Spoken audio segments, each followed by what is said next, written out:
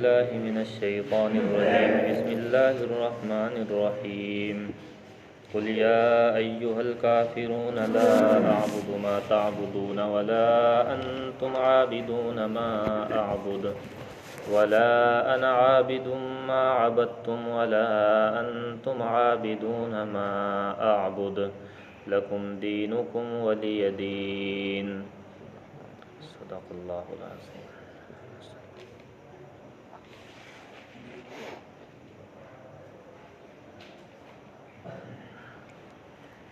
یہ سورہ کافرون ہے جو میں نے ابھی آپ حضرات کے سامنے تلاوت کی ہے. اس کا نام سورہ کافرون بھی ہے اور ایک نام اس کا سورہ عبادہ بھی ہے. یہ بھی ان صورتوں میں سے ہے جو اکثر مسلمانوں کو یاد بھی ہوتی ہے اور بکثرت نمازوں میں بھی پڑھی جاتی ہے. احادیث میں اس صورت کی بڑی فضیلتیں وارد ہوئی ہیں. چنانچہ روایات میں آتا ہے کہ نبی کریم سرکار دو عالم صلی اللہ علیہ وسلم فجر سے پہلے کی 2 سنتوں میں عام طور سے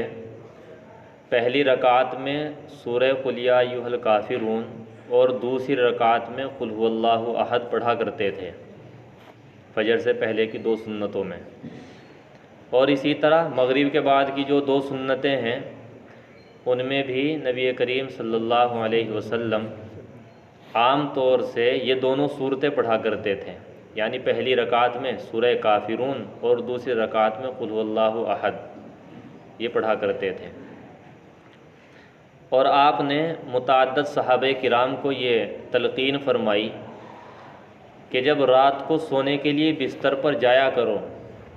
تو اس وقت سورہ کافرون کی تلاوت کر لیا کرو، سورہ کافرون پڑھ لیا کرو. جب تم سورہ کافرون پڑھو گے بستر پر جانے سے پہلے، سونے سے پہلے، تو اللہ رب العزت اس کی برکت سے تمہیں شرک سے اور کفر سے نجات عطا فرما دیں گے، برات عطا فرمائیں گے. یا آپ نے متعدد صحابہ کرام کو تلقین فرمایا کہ سونے سے پہلے یہ سورت تلاوت کر لیا کریں. ان میں سے حضرت انس رضی اللہ تعالیٰ عنہ، حضرت خباب رضی اللہ تعالیٰ عنہ اور دیگر صحابہ ہیں جن کو آپ نے تلقین فرمایا تھا. اور زیادہ بہتر یہ ہے جیسا کہ خود نبی کریم صلی اللہ علیہ وسلم کا معمول تھا کہ رات کو سونے سے پہلے چاروں قل پڑھ لیا کریں. قل یا ایھا الکافرون، قل ھو اللہ احد، قل اعوذ برب الفلق، قل اعوذ برب الناس. چاروں قل پڑھ کے اپنے ہاتھوں پر دم کر کے اپنے پورے جسم پر پھیر لیا کریں. اس کی برکت سے انشاءاللہ اللہ تبارک و تعالی بہت سی بلاؤں سے اور بہت سے شیاطین سے انسان کی حفاظت فرما دیتے ہیں. چاروں قل پڑھ کے ہاتھوں پر دم کر کے جو جسم پر پھیر لیتا ہے سونے سے پہلے تو بہت ساری بلاؤں سے اللہ تعالی محفوظ فرما دیتے ہیں. خود نبی کریم صلی اللہ علیہ وسلم کا یہ معمول تھا کہ آپ ایسا کیا کرتے تھے. تو متعدد مقامات پر آپ نے اس صورت کی بڑی فضیلتیں بیان فرمائی ہے. چنانچہ ایک اور صحابی ہیں جن کا نام ہے حضرت جبیر ابن مطعم رضی اللہ تعالیٰ عنہ. وہ فرماتے ہیں کہ ان سے ایک مرتبہ نبی کریم صلی اللہ علیہ وسلم نے فرمایا کہ کیا میں تمہیں ایسا طریقہ بتاؤں کہ جب کبھی تم سفر کرو تو تم سفر میں سب سے زیادہ خوشحال رہو، سب سے زیادہ پرامن رہو، سب سے زیادہ مسرت میں رہو. تو حضرت جبیر ابن مطعم نے فرمایا یا رسول اللہ، مجھے تو سفر پیش آتے رہتے ہیں اور بلا شبہ مجھے ایسے عمل کی ضرورت ہے کہ جس کی وجہ سے میں سفر میں خوشحال رہوں، کامیاب رہوں. تو نبی کریم صلی اللہ علیہ وسلم نے ان سے فرمایا کہ جب بھی تم سفر کرو تو سفر کے دوران سورہ کافرون بکثرت پڑھا کرو، سورہ کافرون کی تلاوت کیا کرو. حضرت جبیر ابن مطعم رضی اللہ تعالیٰ عنہ فرماتے ہیں کہ جب اس کے بعد میں نے اس پر عمل شروع کیا کہ جب بھی میں سفر میں جاتا تو یہ سورت بکثرت پڑھا کرتا تھا. اور اس عمل سے پہلے جتنے سفر مجھے پیش آتے تھے تو اکثر سفروں میں مجھے بڑی پریشانی ہوتی تھی، مشکلات کا سامنا ہوتا تھا. اور بعض اوقات فقر و فاقے کی نوبت آ جاتی تھی، کھانے پینے میں دشواری ہوتی تھی، لیکن جب میں نے اللہ کے رسول کا بتایا ہوا یہ عمل شروع کیا، سورہ کافرون کی میں سفر میں تلاوت کیا کرتا، تو اللہ رب العزت کا فضل و کرم ایسا ہوا کہ مجھے ہر سفر میں کامیابی ہوتی۔ اللہ رب العزت مجھے ہر سفر میں خوشحال رکھتے، کامیاب فرماتے، کبھی مجھے سفر میں ناکامی نہیں ہوئی۔ تو یہ بھی ایک فضیلت ہے اس سورت کی کہ سفر میں اس کی تلاوت کا اہتمام کیا جائے۔ اور ایک روایت میں یہ بھی آتا ہے کہ ایک موقع پر نبی کریم صلی اللہ علیہ وسلم کو ایک بچھو نے کاٹ لیا تھا۔ آپ صلی اللہ علیہ وسلم پانی اور نمک اس جگہ ڈالتے جاتے تھے اور سورہ کافرون کی تلاوت فرماتے جاتے تھے، یہاں تک کہ اس کے کاٹے ہوئے کا، اس کے زہر کا اثر بالکل ختم ہو گیا۔ تو یہ متعدد فضیلتیں ہیں، لیکن زیادہ بہتر یہ ہے کہ معمول میں آدمی کو فجر کی سنتوں میں اور مغرب کے بعد کی سنتوں میں اور رات کو سونے سے پہلے اور جب کبھی سفر پیش آئے، سفر میں جائے، تو اس موقع پر اس کو معمول بنانا چاہیے کہ ان صورتوں کو پڑھا کریں۔ اللہ رب العزت ہمیں عمل کی توفیق عطا فرمائے۔ سورت کی تفسیر سے پہلے اس سورت کا شان نزول جاننے کی ضرورت ہے کہ یہ سورت کس موقع پر نازل ہوئی۔ چنانچہ روایات میں آتا ہے کہ جب نبی کریم صلی اللہ علیہ وسلم نے مکہ مکرمہ میں اسلام کی دعوت شروع کی، لوگوں کو توحید کی طرف بلانا شروع کیا، تو جن لوگوں کے مقدر میں اللہ رب العزت نے ہدایت لکھی تھی، انہوں نے نبی کریم صلی اللہ علیہ وسلم کی کے ارشاد پر عمل کیا اور اسلام میں داخل ہو گئے، بتوں کی پرستش چھوڑ دی اور نبی کریم صلی اللہ علیہ وسلم کی تعلیمات کے مطابق اللہ تعالیٰ کی عبادت انہوں نے شروع کر دی۔ لیکن مکہ کے جو بہت سے بڑے بڑے سردار تھے، انہوں نے دیکھا کہ جن کو نبی کریم صلی اللہ علیہ وسلم کی دعوت سے یہ اندیشہ تھا کہ ان کی چودراہٹ خطرے میں پڑ جائے گی، اس لیے انہوں نے آپ کی دعوت دینے کے بعد بھی آپ کی مخالفت پر کمر باندھے رکھی، آپ کی بات نہیں مانی، یہاں تک کہ مسلمانوں کی تعداد اچھی خاصی ہو گئی، اور ان کافروں کو یہ خطرہ ہونے لگا کہ اگر ان مسلمانوں کی تعداد بڑھے گی تو یہ ہمارے لیے ایک بڑا مسئلہ بن جائے گی۔ تو انہوں نے ایک موقع پر یہ کیا کہ اکٹھے ہو کر کے نبی کریم صلی اللہ علیہ وسلم کی خدمت میں وہ سردار آئے۔ ان سرداروں میں ایک عاص ابن وائل تھا، ایک ولید ابن مغیرہ تھا، ایک کا نام اسود ابن عبد یغوث تھا۔ یہ مختلف سردار مکے کے حضور کریم صلی اللہ علیہ وسلم کی خدمت میں آئے اور انہوں نے آ کر کے مصالحت کی پیشکش کی۔ یہ کہا کہ ہمارے اور آپ کے درمیان اختلافات کی خلیج بڑھتی جا رہی ہے اور مکہ ان دو گروہوں کے درمیان بٹ رہا ہے، ان کے درمیان، دونوں گروہوں کے درمیان بحث و مباحثہ ہوتا رہتا ہے، بعض اوقات تلخی کی نوبت آ جاتی ہے، اور پھر کفار کی طرف سے مسلمانوں پر ظلم و ستم بھی بہت زیادہ ہوتا ہے۔ چنانچہ آئیے ہم مل کر کے ایک بات پر متفق ہو جائے اور مصالحت کر لیں۔ اور مصالحت کے لیے انہوں نے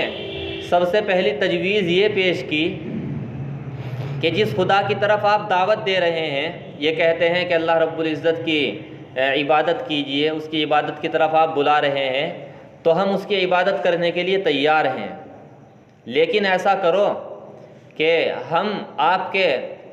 خدا کی، اللہ رب العزت کی 1 سال عبادت کریں گے، پھر ہم کسی کی عبادت نہیں کریں گے، اور 1 سال آپ ہمارے معبودوں کی عبادت کرنا، ہمارے ساتھ میں عبادت میں شریک ہو جانا، کسی کی عبادت مت کرنا۔ تو 1 سال آپ کا اور 1 سال ہمارا، 1 سال تم ہمارے دین پر عمل کرنا اور 1 سال ہم آپ کے دین پر عمل کریں گے۔ یہ مصالحت کی پیشکش انہوں نے کی، اور در حقیقت بات یہ تھی کہ چونکہ اللہ رب العزت کو وہ بھی کسی نہ کسی درجے میں مانتے تھے، اگرچہ صحیح معنی میں جو ماننے کا طریقہ تھا اس طریقے سے نہیں مانتے تھے، لیکن کسی نہ کسی درجے میں مانتے تھے، اس لیے انہوں نے یہ کہا کہ اگر ہم اللہ تعالیٰ کی عبادت کریں گے تو ہمارا کوئی نقصان نہیں ہے، ہم تو اللہ تعالیٰ کو مانتے ہیں، ہماری اللہ کی عبادت بھی جاری رہے گی اور ہمارے بتوں کی عبادت بھی جاری رہے گی، ہمیں کوئی نقصان نہیں پہنچے گا۔ لیکن سرور دو عالم صلی اللہ علیہ وسلم اگر ایک سال ہمارے معبودوں کی، ہمارے خداؤں کی، ہمارے بتوں کی عبادت کر لیں گے تو ہماری بات اونچی ہو جائے گی، اس لیے انہوں نے یہ مصالحت کی پیشکش کی۔ نبی کریم صلی اللہ علیہ وسلم نے سنتے ہی فوراً انکار فرما دیا کہ میں ایسا نہیں ہو سکتا، میں اللہ رب العزت کے علاوہ کسی کی عبادت نہیں کر سکتا، اس لیے کہ میں تو بھیجا ہی گیا ہوں اسی مقصد کے لیے اور اسی مشن کے لیے کہ میں لوگوں کو اللہ تعالیٰ کی وحدانیت کی طرف بلاؤں، اللہ کی توحید کی طرف بلاؤں، لہٰذا میں خود اس کے خلاف، اس کے علاوہ کسی اور کی عبادت کروں، یہ بات مجھے قابل قبول نہیں ہے۔ اس کے بعد انہوں نے مصالحت کی دوسری پیشکش کی، دوسری تجویز یہ پیش کی کہ اچھا آپ ایسا کرو، جب آپ مسجد حرام میں آتے ہو عبادت کرنے کے لیے یا مسجد حرام میں داخل ہوتے ہو تو آپ جس اللہ کی عبادت کر رہے ہو اس کی عبادت کرتے رہو، ہم آپ کو منع نہیں کریں گے، لیکن بس ایسا کر لیا کرو کہ کعبے کے اندر ہمارے جو بت رکھے ہوئے ہیں ان کو آ کر کے ہاتھ لگا دیا کرو، عبادت آپ اللہ کی ہی کرتے رہو، بس ان کو ہاتھ لگا دیا کرو، ہم اس کے علاوہ آپ سے کچھ نہیں کہیں گے۔ نبی کریم صلی اللہ علیہ وسلم نے اس کو بھی ٹھکرا دیا اور فوراً انکار فرما دیا۔ اس کے بعد انہوں نے تیسری پیشکش کی کہ اچھا ایسا کرو کہ ہم آپ کو ہر طرح کا مال و دولت دینے کو تیار ہیں اور آپ کو اپنا سردار ماننے کو تیار ہیں، ہر طرح کا بہترین عرب کا حسن و جمال آپ کی خدمت میں پیش کرنے کو تیار ہے، آپ ایسا کر لیا کریں کہ ہمارے بتوں کی معبودیت کا انکار نہ کیا کریں، بس خاموشی اختیار کر لیں، خاموش رہیں، یہ نہ کہیں کہ ہمارے یہ جو بت ہیں یہ خدا نہیں ہیں، ان کی عبادت نہیں کرنی چاہیے، تو ہمارے بتوں کی معبودیت کا انکار نہ کرو، بس خاموش رہو اور آپ جو چاہیں گے ہم اس کو کرنے کے لیے تیار ہیں۔ تو اس موقع پر اللہ رب العزت نے یہ صورت نازل فرمائی اور اس صورت میں نبی کریم صلی اللہ علیہ وسلم کو ان کی ان پیشکشوں کا جواب دینے کی تعلیم دی گئی۔ اللہ رب العزت نے فرمایا قُلْ يَا أَيُّهَا الْكَافِرُونَ، قل آپ ان سے کہہ دو، یعنی جو آپ کی خدمت میں آ کر کے یہ مصالحت کی پیشکش کر رہے ہیں، مختلف تجاویز پیش کر رہے ہیں، آپ ان سے کہہ دیجئے یا ایھا الکافرون، اے کافرو، لا اعبد ما تعبدون، کیا کہہ دیجئے کہ میں ان چیزوں کی عبادت نہیں کرتا جن کی تم عبادت کرتے ہو۔ یعنی بتلانا مقصود یہ ہے کہ اگرچہ تم اللہ تعالیٰ کو کسی نہ کسی درجے میں مانتے ہو، اس کے قائل ہو، وہ بھی بِاسْمِکَ اللہم کہا کرتے تھے، جب کسی کام کو شروع کرتے تھے اللہ کا نام لے کر شروع کیا کرتے تھے، اور قرآن کریم میں ہے وَإِذَا مَسَّكُمُ الضُّرُّ فِي الْبَحْرِ ضَلَّ مَن تَدْعُونَ إِلَّا إِيَّاهُ، کہ جب کبھی کشتی میں سفر کرتے تھے دریا میں، سمندر میں، تو اگر ان کی کشتی کہیں بھنور میں پھنس جایا کرتی تھی، طوفان آ جایا کرتا تھا، تو اس وقت اپنے بتوں کو بھول جایا کرتے تھے اور صرف اللہ رب العزت کو پکارتے تھے کہ یا اللہ ہمیں اس مصیبت سے اور اس پریشانی سے نکال دیجئے۔ جب اللہ تعالیٰ اس پریشانی سے انہیں بچا کر کنارے پر پہنچا دیا کرتے تھے تو پھر اللہ تعالیٰ کو بھول جایا کرتے تھے، پھر اپنے بتوں کی پرستی شروع کر دیتے تھے۔ تو اگرچہ کسی نہ کسی درجے میں وہ اللہ تعالیٰ کو مانتے تھے، لیکن چونکہ اس طریقے پر نہیں مانتے تھے جس طریقے پر ماننا چاہیے، اس لیے اللہ رب العزت نے حضور صلی اللہ علیہ وسلم سے یہ کہلوایا جواب میں کہ ان سے یہ کہہ دو کہ میں ان چیزوں کی عبادت نہیں کرتا جن چیزوں کی عبادت تم کرتے ہو، یعنی میں جس خدا کی عبادت کر رہا ہوں وہ خدا تو کوئی اور ہے،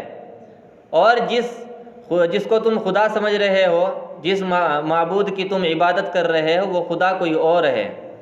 میرا خدا تو وہ ہے جس کی میں عبادت کرتا ہوں کہ جس کا کوئی شریک نہیں ہے، جس کا کوئی ساجی نہیں ہے، اور جسے کسی دوسرے کی احتیاج نہیں ہے، جو اس ساری کائنات کا خالق اور مالک ہے، اور اس سارے کائنات کے نظام کو چلانے والا تنہا وہی ہے۔ میں تو اس خدا کی عبادت کرتا ہوں، اور تم جس خدا کی عبادت کرتے ہو تو تمہارے خیال کے مطابق، تمہارے عقیدے اور تمہارے تصورات کے مطابق، اس کا مطلب یہ ہے اس خدا کا